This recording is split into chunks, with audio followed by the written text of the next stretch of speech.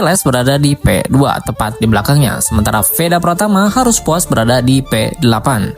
Bagaimana catatan waktunya? Seperti apa jalannya free practice 1 di Goniania dengan kondisi sirkuit basah dan ada drama? Yuk langsung aja kita mulai. Segmen 1. Analisis sektor lap time, konsistensi race pace, dan ideal lap time. Kita masuk dulu ke poin pertama ya guys, di kondisi track dan tantangan Asosiasi Cuaca Goiania. Nah, di sesi free practice 1 kelas Moto3 ini sempat diundur kurang lebih 1 jam karena faktor cuaca hujan yang menggenang di beberapa area tikungan sirkuit Goiania. Pada akhirnya, sesi diselenggarakan secara penuh dalam kondisi basah atau wet condition. Kelembaban udara tercatat sangat tinggi mencapai 94% dengan suhu lintasan yang tergolong dingin di angka 24 Celcius. Kondisi ini menuntut kehati-hatian ekstra dari seluruh rider untuk menentukan suhu ban yang ideal tanpa mengambil resiko berlebih. Masuk ke poin keduanya ya, highlight sesi free practice 1 ini. Progresivitas Pini dan eksekusi Uriarte. Melihat data kronologis lap time, terlihat dinamika yang sangat menarik antara dua pembalap ini. Di run pertama, Guido Pini dari tim Leopard Racing tampil sangat meyakinkan dan progresif. Pini secara konsisten mempertajam catatan waktunya dari 1 menit 42,440 detik di lap ketiga hingga menyentuh angka 1 menit 34,895 detik pada lap ke-17. Namun skenario berubah ketika memasuki run kedua. Giliran Brian Uriarte dari Red Bull KTM Majo yang memamerkan tajinya.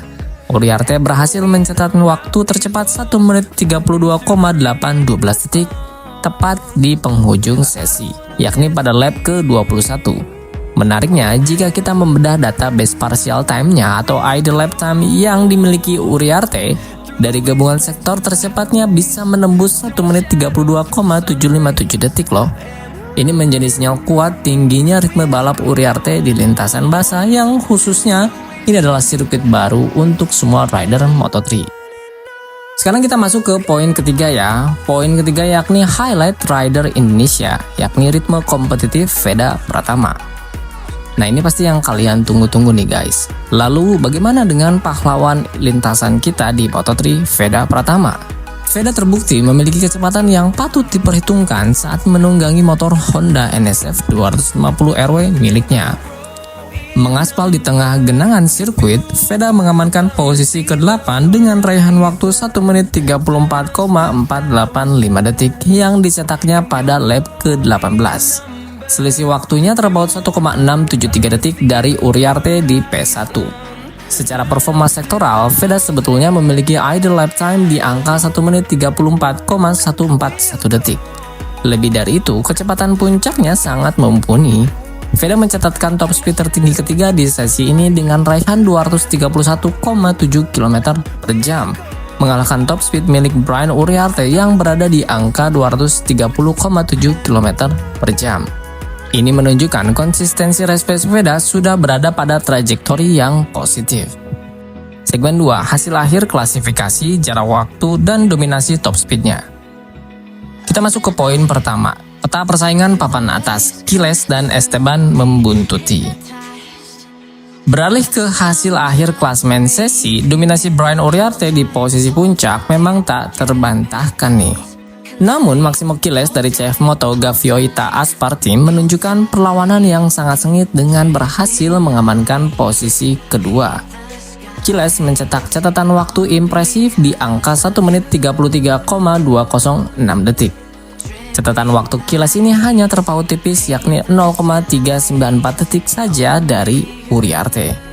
Di posisi ketiga ada Joel Esteban dari tim Level Up MTA yang mencatatkan waktu 1 menit 33,606 detik.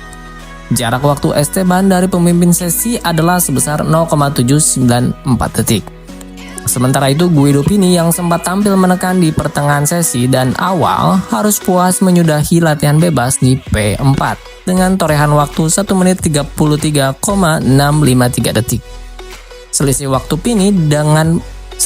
Pini dengan posisi pertama tercatat sebesar 0,841 detik. Masuk ke poin kedua. kejutan top speed di tengah lintasan basah. Satu hal yang tidak kalah menarik untuk dibedah dari sesi ini adalah data top speed atau kecepatan puncak para pembalap.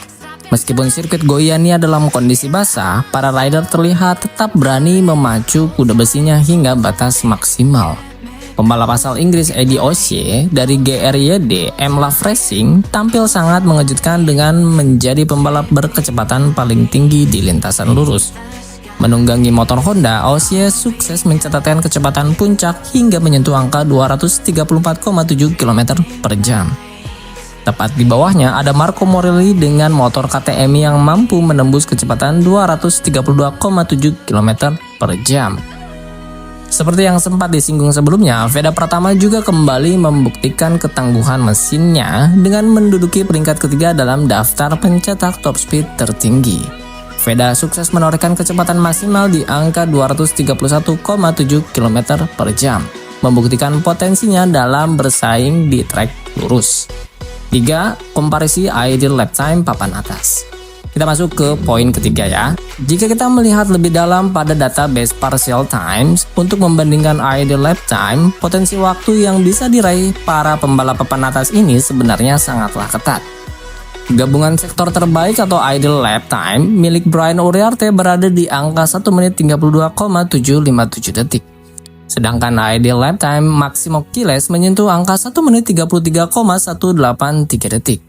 Lalu ideal lap time untuk Joel Esteban tercatat di angka 1 menit 33,562 detik. Data ini menunjukkan bahwa eksekusi presisi di setiap sektor menjadi kunci penentu posisi mereka. Karena potensi asli dari motor dan pembalap memiliki gap yang sangat rapat. Kita masuk ke segmen ketiga ya, di kesimpulan sesi dan menanti sesi praktis selanjutnya. Poin pertama, kesimpulan singkat free practice 1. Secara keseluruhan, sesi latihan bebas pertama di lintasan basah Goiânia ini benar-benar menjadi panggung pembuktian bagi Brian Uriarte. Uriarte sukses memimpin klasmen dengan waktu 1 menit 32,812 detik, memberikan tolok ukur yang tinggi sejak awal kan balap.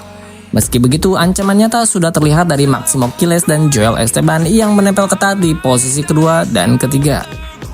Di sisi lain, kondisi trek yang basah dengan tingkat kelembaban mencapai 94% ternyata tidak menyurutkan nyali para pembalap untuk memeras tenaga mesin secara maksimal. Eddie O'Shea secara mengejutkan menjadi raja top speed dengan capaian 234,7 km per jam. Pembalap kebanggaan kita, Veda Pratama juga tampil garang dengan mencetak top speed tertinggi ketiga di angka 231,7 km per jam. Veda menutup sesi free practice 1 di posisi ke-8 dengan catatan waktu 1 menit 34,485 detik. Sebuah modal adaptasi yang cukup solid di tengah kondisi sirkuit yang menantang saat ini. Mudah-mudahan ketika practice nanti sirkuit lebih mengering dan kita bisa melihat sebenar-benar race pace dan racecraft para pembalap Moto3 di sana, dan kita melihat catatan waktu yang juga menjadi tolok ukur dan referensi untuk kita bisa menentukan Q1 atau Q2 di esok hari. Poin kedua, penutup, menunggu hasil sesi praktis selanjutnya. Sesi pre-practice ini pada dasarnya baru sekedar pemanasan awal bagi para pembalap untuk mencari feeling dan meraba setup terbaik di aspal Goiânia ini. Peta persaingan yang sesungguhnya baru bisa kita analisis dengan sempurna setelah melihat hasil dari sesi praktis yang akan diselenggarakan beberapa jam ke depan. Pertanyaannya sekarang, apakah Uriarte mampu mempertahankan dominasinya jika kondisi trek mulai mengering? Atau justru Quiles, Esteban, dan atau David Almanza? Dan juga tentunya Veda Pratama yang akan memberikan kejutan dan membalikan keadaan? Terus pantau perkembangannya dan pastikan kalian sudah subscribe MotoGP ID agar tidak ketinggalan analisis mendalam dari sesi-sesi berikutnya. Terima kasih sudah menonton update kali ini dan mari kita tunggu gebrakan para rider di sesi selanjutnya.